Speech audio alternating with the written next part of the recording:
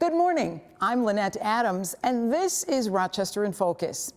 Coming up on the show today, we're talking literacy. Franklin Florence says it is the greatest social justice issue of our time. The granddaughter of Rochester civil rights icon, Minister Franklin Florence, is working to improve literacy in Rochester. You'll hear why, despite some funding cuts, she's pressing forward with her summer program, Let's Get Lit. Last November, the Rochester Broadway Theater League announced the next stages of a major rehabilitation project at the Auditorium Theater. We want to remind you of what you can expect when the $65 million project is complete. A few weeks back, we introduced you to a group of young African-American producers and a community arts coordinator who consider themselves the new vanguard of arts and entertainment in Rochester. We did a second interview with these 5 brilliant young people, and we want you to hear it. And finally, you may recall a bakery on East Avenue where we found exciting takes on some traditional recipes. It's a business Lucas Santiago started to cope with a health crisis. We're revisiting that inspiring conversation with Santiago, the owner of Goodman Bakes.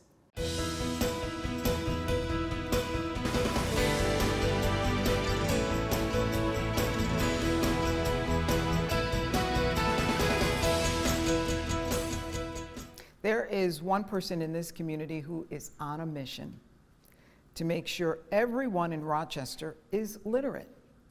She's been on that mission for quite some time. Franklin Florence is the owner of Let's Get Lit, and she's already gearing up for literacy programs throughout the summer.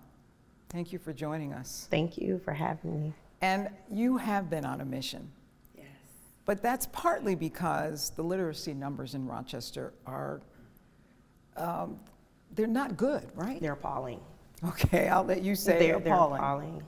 They are, and we're not talking about it enough. We brush around it, we tiptoe around it, but we're not in your face with it because numbers don't lie. That's what everybody says, they're data driven, but yet we're not responsive enough, we're not funding enough, and we're not publicly supporting organizations like myself who are not only trying to move the needle for just children, but families. And until we get families with the proper tools and resources to bridge the gap between school and home in the community, we're going to continue to recycle the same failure that we've been seeing not for years, but generations. Talk about the numbers. The numbers are very alarming. 48% of the state of New York 4th to 8th grade students are not reading. In 2023, 11% of 3rd graders are reading on level. 2% of 8th graders are on level in math. And across these United States, 120 million people cannot read a simple book to their child. One of the things I noticed about your program is that you reach out to the entire family. It's not just the children, no. It's the adults as well. Yes, it's very important. When I did research and I began to talk to, I want to say over 150 families. And when my education experience of over 20 years, I began to see that there was a parallel understanding that they feel left out. Parents and grandparents are trying to understand the how, the why, and the what. When I then took that and looked at all of the programs that are offered, majority of them are just offered to just children or just adults. None of the programs brought all of the family together in the evening where parents didn't have to take off, given dinner that's quality, not pizza and chicken wings, but a quality meal, resources and qualified educators with, everybody talks about research-based. Research says it should be a 15-to-2 ratio in every classroom for it to be effective and to get the results that we talk about. What I did from that research and talking to people in the community, and not just in Rochester, I went to several other urban cities and spoke with them as well. And guess what? Rochester is not unique. And they all said the same thing. They said, I would love to have a program where I could be there in the evening and not have to worry about dinner. The parents are getting lit, the boys have their own class, the girls have their own class. I have a culinary team, and together we can always achieve more. Your grandfather was a civil rights icon in this community. What did he say to you that put this desire within you? What is this passion? Where does it come from? He always told me, don't be the sharpest knife in your drawer. Be around people that's gonna push you, because there's gonna come a time when God is gonna take back the breath from your body, and your legacy can be either good or bad, but it's up to you to define how people will talk about you, what people will point to, and the impact that you've made in lives. That is what will live on. Minister Franklin Florence, by the way, I didn't mention him by name. Cleonda, thank you for being here. This is such an important topic. Thank you for having me. We'll be right back.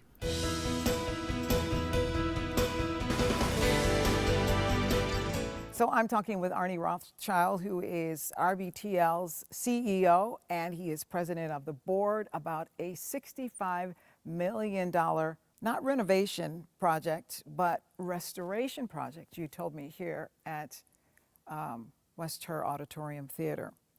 So what's it gonna look like? What's it gonna be like in 2030 when you open the door and everything is finished and you cut the ribbon? You know, recently we installed 2 new elevators. People never were able to ride up to the second level of the theater and walk in. We also opened a brand new entertainment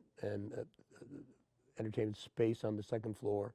We're currently working on widening the halls and building a new entrance in the back of the building. And then we're going to also have enhanced and glassed in a lot of the Floriano room. So what we're doing is, our goal is to have people, when they leave their home, come here, leave at the end of the night thinking, oh my God, what an amazing venue. But we want to design in all of those things that people want to have happen in their experience. So we're spending a lot of time doing that. There'll be multiple stages, up to 4 more stages of different sizes, including Cathedral Hall, which is a 400 plus, most unbelievably beautiful venue you've ever seen, capacity venue. What was your goal with this restoration? And that is a key word, right? Critical word, because we want to bring it back to the opulence of the 1928, 1930 era. You know, this was being built, and then the Depression started. So, you know, but the workmanship in the complex is just incredible. It's just incredible. So the goal was to build a place where Rochesterians would want to take people from out of town rather than just the Pittsford Wegmans. And so we've been working really hard to make this a real showcase. Other than the Pittsford Wegmans. That's pretty funny, because that is one of our showpieces. Yeah, it really is. Here in Rochester. So are we talking music as well as music, theater? Comedy, theater, graduations, weddings will be here. You know, that when you have multiple spaces, you know, it's limitless. There'll be book reviews and speakers series, and you know, so we have the Rochester Theater Organ Society is resident here. We're talking right now with a lot of the arts groups that want to move here. We're also talking with the Rochester Music Hall of Fame to make this their permanent home. Again, a performing arts center is kind of the signature of the entertainment of the community, and that's what we're focused on. And we've kind of been missing out a little bit because we haven't had a performing arts center. Will this finally put us on the map, so to speak, in Rochester? We've got great talent here, we've got great shows, but because we haven't had a venue, I don't know if we've been able to compete with the Buffalo, the Syracuses. And So think of this. There's a moment in time when in Syracuse they said, we can't play football in an old concrete stadium. And they developed the then Carrier Dome, and it changed downtown Syracuse. In Buffalo in the 70s, there was an old movie house that had gone into disrepair. And so they redeveloped it and restored it, and that became Shea's Buffalo. What you need is great venues that people want to come to. And that's what we're going to develop to the benefit of bringing more and better entertainment. And you're going to see that happen. How exciting is this for Rochester to finally be here? So I'm proud of the Rochester Broadway Theater League. You know, this is a huge undertaking for a not-for-profit with an education mission. I'm really proud of how hard everybody is working, and we're doing a great job. I think everyone's going to be really proud of us. And at the end of the day, this is about quality of life issues, right? Absolutely. That you hear on an ongoing basis that as companies move here or as they develop here, that the quality of life helps them recruit employees.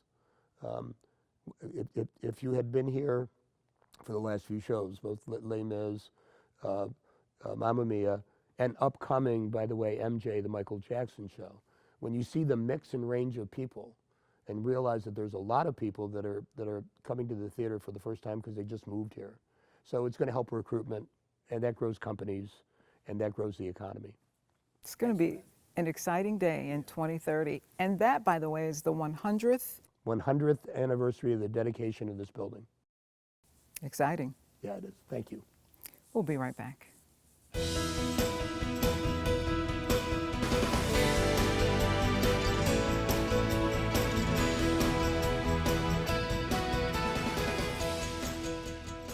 Today, I'm talking with 5 young people who want to bring arts, entertainment, and culture to Rochester in a way it has never been done before.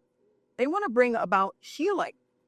And I'm talking with Cello Brown, who is the host of Lafayette Cafe, Manny Green, who is the owner of Rab Entertainment, along with Dominique Albay, who in this instance is the community arts coordinator, as well as Jeffrey Meldon, who is the owner of the Green Lounge, and last but certainly not least, Capita E.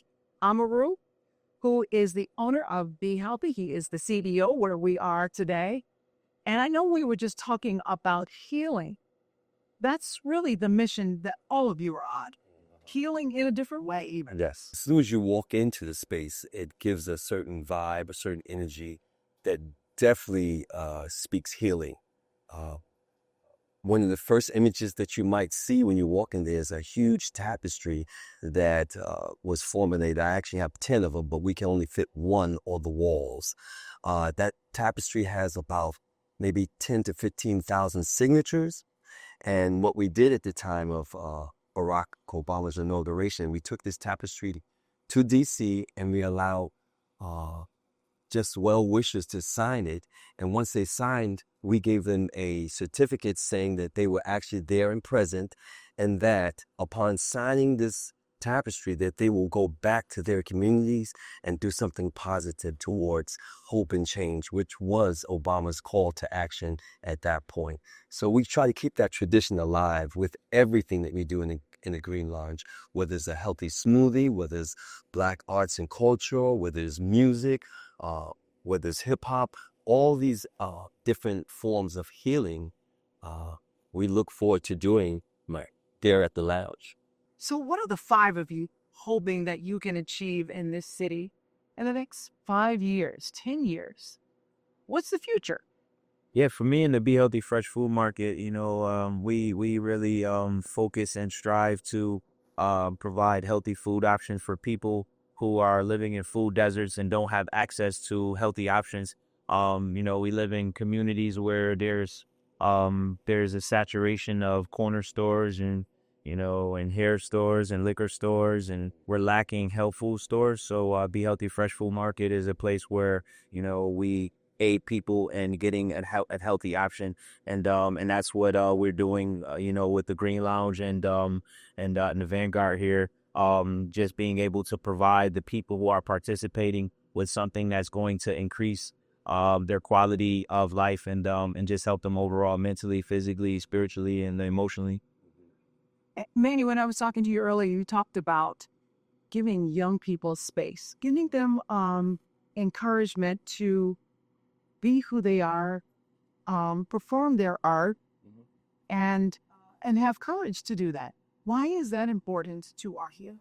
I feel like the creation of music is very therapeutic. Yes. Artists in Rochester get a bad, I feel like local artists, maybe in any town, but that might be. I just know Rochester because I'm here, but they just get a bad rep. It's like, oh, nobody wants to listen to local artists. But since I've been here, I've been in business for 10 years now, I've encountered some of the greatest artists that some of the greatest music I've ever heard in my life. And from artists here in Rochester. And Dominique, you brought this all together because you want the community to see what you guys are doing behind the scene. I think this particular message that we've etched out our own path here in Rochester.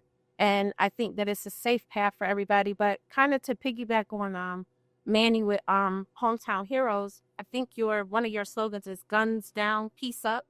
So it's like, when everybody kind of spurs out after a performance, Manny will say, okay, come on in now. And everybody will come gather back in to support that one artist. So that vibration is something that I notice. And especially when I see people out of the community, I notice what's coming from the heart. I think that's what we're here to do, heal and rebuild. It's reconstruction.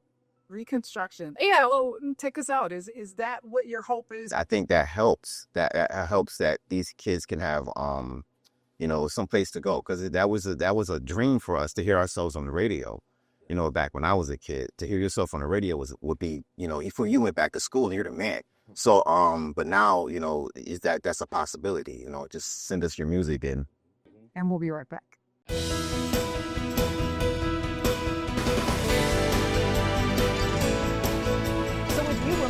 Too fast down East Avenue, you might miss this yummy place. This is Goodman Bakes, and I am talking with the owner and chief baker, Lucas Santiago.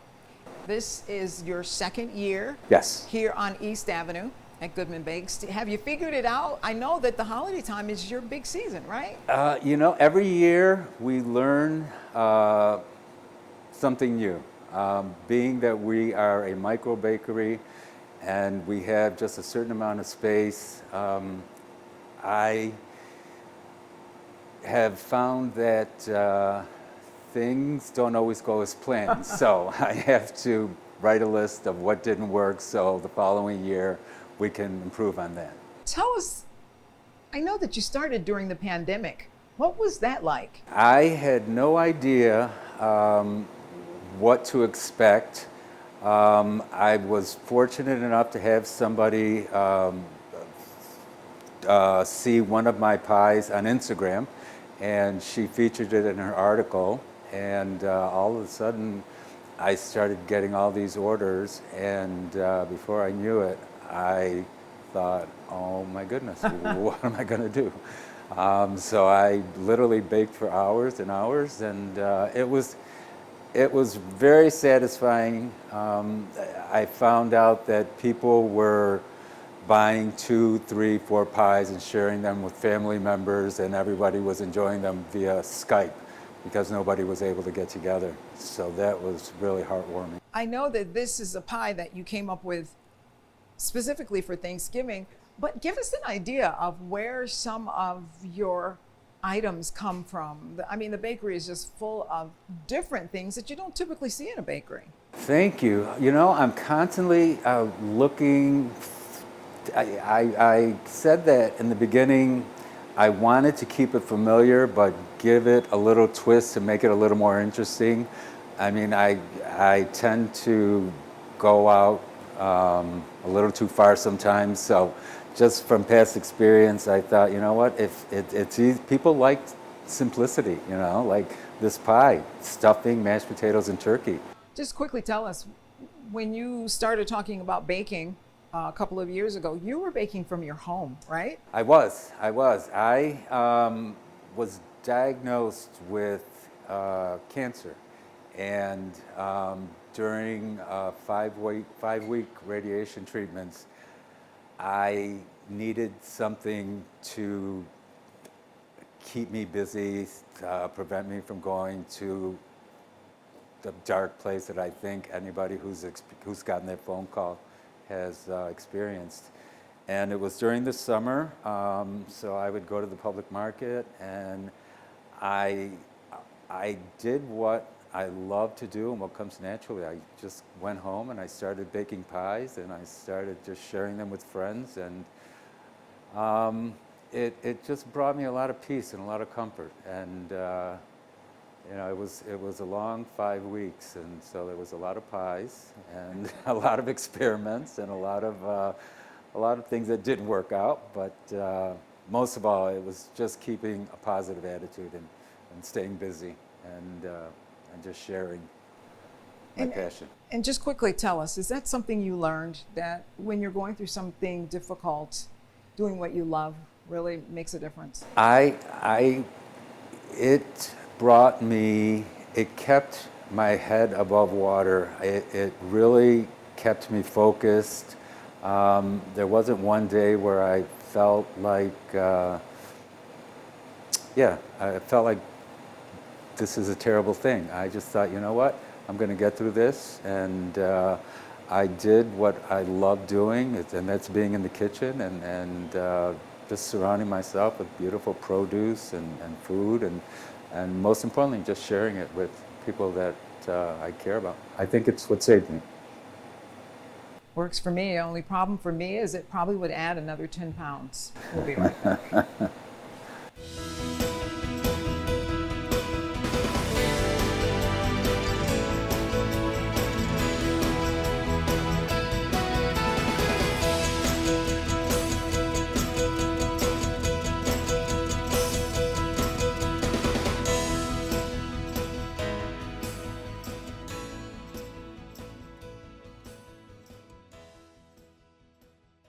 If you would like to join us as a guest on Rochester in Focus, we'd love to hear from you.